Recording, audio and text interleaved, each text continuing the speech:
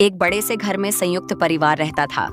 इस घर में सबसे ज्यादा नोकझोंक होती थी रमा जेठानी और सीमा देवरानी के बीच। कभी रसोई के बर्तन को लेकर झगड़ा, कभी कपड़ों की अलमारी को लेकर, तो कभी मेहमानों के स्वागत को लेकर। पूरा घर उनकी बहसों से गूंजता रहता था। एक दिन घर के बाकी कमरे किसी कारण से बंद हो गए। कहीं मरम्मत चल रही थी तो कहीं मेहमान ठहरे हुए थे। अब रमा और सीमा को मजबूरी में एक ही कमरे में रहना पड़ा। यह उनके लिए एक बड़ा संकट था।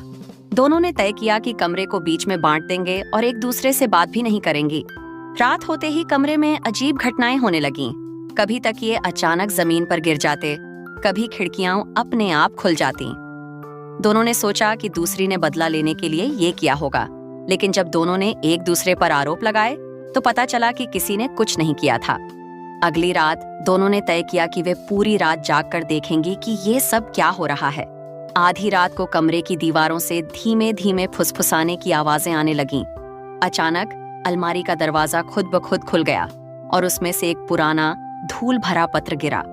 पत्र पढ़कर पता चला कि कई साल पहले इस कमरे में दो बहनें रहती थीं, जो हमेशा झगड़ती थीं। एक दिन उनके झगड़े के कारण छोटी बहन ने दुखी होकर इस कमरे में आत्महत्या कर ली। तब से इस कमरे में जो भी झगड़ा करता है उसे अजीब घटनाओं का सामना करना पड़ता है। यह जानकर रमा और सीमा दोनों को एहसास हुआ कि झगड़े की वजह से सिर्फ दुख ही मिलता है।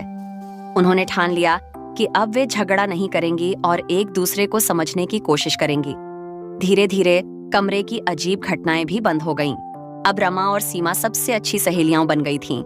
उन्होंने मिलकर घर का काम बांट लिया और एक दूसरे की मदद करने लगीं। पूरे परिवार को यकीन नहीं हुआ कि जो दो औरतें कल तक लड़ती थीं, वे आज बहनों की तरह रह रही थीं।